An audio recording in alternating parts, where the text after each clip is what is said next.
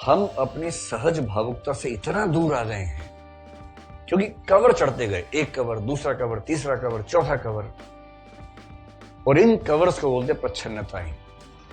और यदि कभी संतुष्ट होना है, खुश होना है, तो एक ही तरीका है, सारी प्रच्छन्नताओं को चीर के सीधा जो जिगर के अंदर बात है ना, उसको जब वो छू लेगा ना, उसको बोलते मर्म भेद देना। मर्म छू लिया है, और मर्म छूने का मतलब सीधे रूह पे हमला हुआ है। बुद्धि ये सब चीजें बीच से गायब हो जाती हैं। और यदि आपको अपनी सहजता से जरा भी इश्क हो, जो कि होना चाहिए, तो उसका एक ही रास्ता है भाई, बढ़िया कविता, बढ़िया गजल, बढ़िया रुबाई, बढ़िया नज्म, ऐसा जो आपके टेम्परामेंट से मेल खाने वाला हो और आपको उस बिंदु पे पहुंचा दे कि आप अंधेरा करके गजल सुने और आंखों से कविता बह रही है अनजान।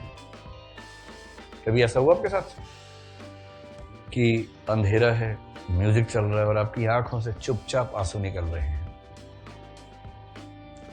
कितनों के साथ हुआ? हाथ खड़ा कर जरा देखिए, कौन कौन सहज लोग बैठे हैं यहाँ पर। शर्माना नहीं है, खुल के हाथ खड़ा कर देना है। Very good. लड़के लोगों की एक दिक्कत एक्स्ट्रा भी है, अगर वो रोए तो उनको लगता है कि हम औरत हो गए हैं।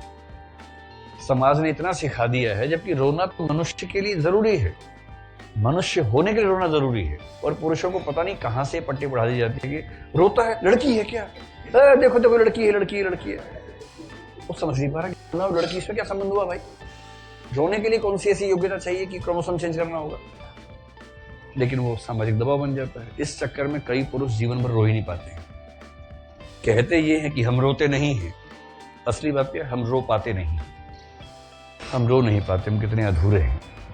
और इसलिए कविता वो चीज है। मेरे पास तो एक ट्रिक है अपने घर में, मुझे अपनी पत्नी को रुलाना तो मुझे एक गीत पता है, जैसे ही वो गीत चलेगा कार्यक्रम शुरू हो जाएगा, मुझे अच्छे से पता है।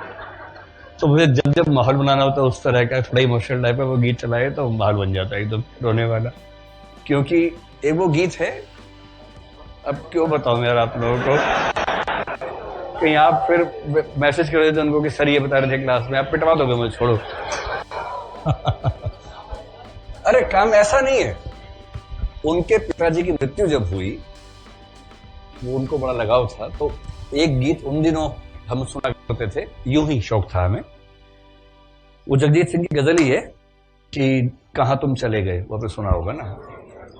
अब उसका लिंक ऐसा बैठ गया उनके दिमाग में उस घटना से और इस गीत के बीच में कि वो गीत अगर कहीं भी चल रहा हो तो बही होगी कविता अनजान हो जाता है करके। तो मैंने वो सेव कर रखा अपने फोन में। जब मुझे लगता है कि कोई ऐसी स्थिति है कि तनाव है, उस तनाव से बेहतर ये वाली स्थिति तो वो चला देता हूँ। यह लगे कि रणचंडी बनने वाली है तो उसमें चला दिया कि भाई कम से कम अपनी आत्मरक्षा हेतु वो चला देता। अरे ऐसा कुछ नहीं, मैं मजाक कर रहा हूँ। सब देखो मेरा फिटनेस देख के लग रहा होगा मैं ठीक हूँ, वरना कहीं कट होता, कहीं निशान गुमटी निकली होती, कहीं गुमटी निकली नहीं है, सब ठीक ही चल रहा है। चलिए ठीक है। तो प्रच्छन्नताओं का संकट और सार्वजनिक का अमानवीकरण। अमानवीकरण का मतलब भी है मनुष्य का अपना भावनाओं से कट जाना, असहज होकर जीवन जीना। सब बात, अरे ऐसा कुछ नहीं है, विश्वास रखिए, बात करें, सच में पता है क्या, सच में चंडी है क्या, कुछ नहीं है भाई, कुछ नहीं है, सब ठीक है। देखो सबसे बुरी स्थिति है कि मजाक करने के बाद बताना पड़े कि मजाक था, और ये कमेंट मजाक करने वाले पे नहीं है, ये उस पर है कि वो सहृदय सामने है या नहीं, जो मजाक का मजाकत को समझ पाए वो उस स्तर पे है या नहीं। तो मेरे प्रति सहानुभूति से ना भरें आप लोग। अगर हम दोनों के संबंध में सहानुभूति से भरना ही है तो उनके प्रति ही भरना चाहिए, मेरे प्रति नहीं भरना चाहिए। तो रोना मत बस तुम प्लीज, ठीक है, रोना मत, सब ठीक चल रहा है। और इसलिए कहते हैं ज्ञान प्राप्त करना है तो पढ़िए आधुनिक भारत का इतिहास। आधुनिक भारत को जीना है, महसूस करना है तो पढ़िए गोदान। फिर गोदान पढ़िए। गोदान केवल बुद्धि पे जाके टक टक नहीं करेगा, गोदान सीने में उतर जाएगा, दिल में उतरेगा और आपको होरी के लिए इमोशनल कर देगा। फिर आप होरी ढूंढ के उसको बचा के ही मानेंगे किसी न किसी होरी को, कि उस होरी को नहीं बचा पाया था। जैसे एक आईपीएस व्यक्ति से बात हुई कुछ दिन पहले, मथुरा में भी वो पोस्टेड हुआ कुछ दिन पहले। 10 साल बाद मेरा मिलना हुआ, हमारा विद्यार्थी था, वो एसएसपी वहां पर है। जेएनयू का पढ़ा हुआ लिटरेचर का व्यक्ति, हिंदी साहित्य में बहुत अच्छे नंबर थे, फिलोसफी दूसरा विषय था। और आप समझ सकते हैं जो हिंदी साहित्य फिलोसफी पढ़ेगा उसके टेम्परामेंट एक खास किस्म का होगा, और जेएनयू से भी यही पढ़ के निकला था। मुझे उसको देख के हमेशा लगता था कि आईपीएस बनके बहुत दुखी रहने वाला है। तो 10 साल बाद संयोग से पिछले महीने मिलना हुआ, तो हम लोग फिर 2-4 घंटे साथ में थे। मैंने उससे पूछा, मैंने कहा भाई जब अकेला हुआ, मैंने कहा अब बताओ ईमानदारी से, खुश हो के नहीं हूँ? पहले तो ये सर चल रहा है, आसपास सारे पुलिस वाले हैं, तो उस समय तो हो गया सर वो सब कर रहा है। जब एकदम अकेला हुआ, मैंने कहा ईमानदारी से बताओ भाई खुश हो के नहीं? उसने जो वाक्य बोला बड़ा दिल छूने वाला वाक्य था। और सर नौकरी तो सब करते, मैं भी कर ही रहा हूँ, नौकरी का दर्द सबको होता, मुझे भी है। अपनी नौकरी से कोई पूरा संतुष्ट नहीं होता, मैं भी नहीं हूं, ये तो है।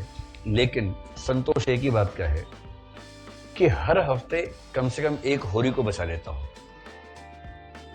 अब ये बात वही कह सकते जिसने साहित्य पढ़ा और उसके बाद वो पुलिस में गया हो। हर हफ्ते कम से कम एक होरी को बचा लेता हूं, संतोष इस बात का है। क्योंकि मैं जिस पद पर हूं उस पर कई लोग आते हैं जो गांव में किसी दबंग ने उनकी जमीन छीन ली, पिटाई कर दी, कुछ ऐसा हुआ, जाति के आधार पे, धर्म के आधार पे हमला कर दिया। तो मेरे होने से ये भरोसा जिले में है कि शोषण हुआ है तो बात सुनी जाएगी, और मैं हमें कम से कम एक बार यहां से निकल के दूर के गांव में जाके चीजों को हैंडल करता हूं। तो कुछ होरियों को मैं सीधे बचा लेता हूं, कुछ होरी इस वजह से बच जाते हैं कि मैं हूं, और ये पर्याप्त संतोष है इस नौकरी में होने के लिए। कोई और संतोष ना हो तो भी काफी है मेरे लिए, कितनी बड़ी बात। तो आप भी ऐसा करना चाहेंगे कुछ कि कम से कम हर हफ्ते एक होरी बच जाए? गोबर को मत छोड़ना, लेकिन होरी बच जाना चाहिए। तो अब आप बताइए कि वैज्ञानिक युग, कितना भी वैज्ञानिक युग हो जाए, साहित्य का महत्व रहेगा या नहीं रहेगा? रहेगा।